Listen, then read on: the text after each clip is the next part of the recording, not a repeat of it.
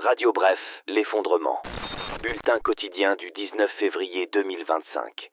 Sur le plan international. Le président des États-Unis, Donald Trump, a vivement tensé Volodymyr Zelensky, pointant son impopularité et le détournement de l'aide américaine. Il s'est dit bien plus confiant dans un accord avec la Russie et a promis une rencontre avec Vladimir Poutine avant le mois d'avril. Interrogé par la presse dans sa résidence Mar-a-Lago en Floride, il a critiqué Volodymyr Zelensky pour avoir dénoncé les discussions russo-américaines qui se sont tenues en Arabie Saoudite comme des pourparlers sur l'Ukraine sans l'Ukraine. Donald Trump a aussi reproché à l'Ukraine d'avoir détourné une partie des aides américaines depuis le début du conflit, a-t-il soutenu avant de critiquer l'absence d'élections en Ukraine depuis l'invasion russe. De son côté, le président français Emmanuel Macron a organisé une réunion au sujet de la guerre en Ukraine qui se tient actuellement avec des dirigeants européens et non européens. Plusieurs pays, dont le Canada, les États baltes, la Norvège et d'autres États d'Europe du Nord, ont fait savoir qu'ils étaient conviés. Le chef de l'État a exclu l'envoi de troupes françaises au combat, mais a évoqué des missions de soutien limitées ainsi que la possible adhésion à l'OTAN de l'Ukraine, dont la Russie ne veut pas entendre parler et que le président américain Donald Trump a déjà écarté avant même de négocier.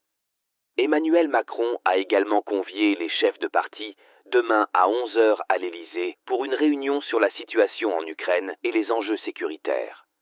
La Russie de Vladimir Poutine semble inquiéter les dirigeants des pays scandinaves qui disent craindre particulièrement une extension du conflit ukrainien en mer Baltique.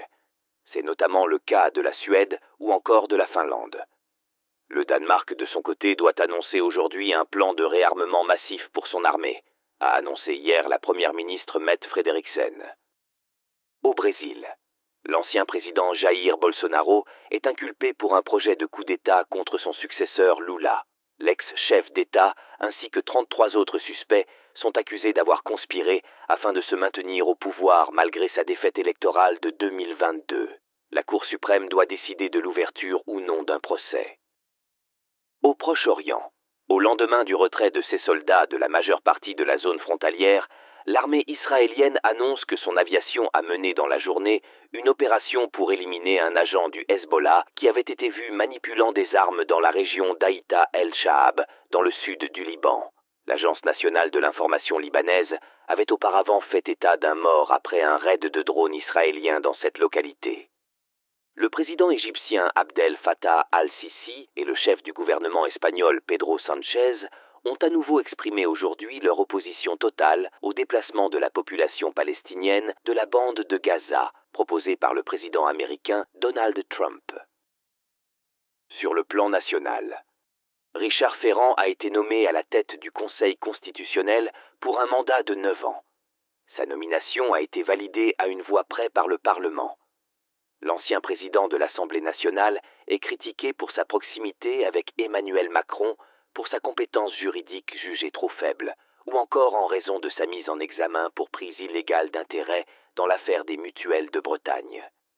Affaire qui s'est conclue par un non-lieu pour prescription. 3 hommes ont été placés en garde à vue pour viol, agression sexuelle et violence aggravée dans le cadre de l'affaire Betaram.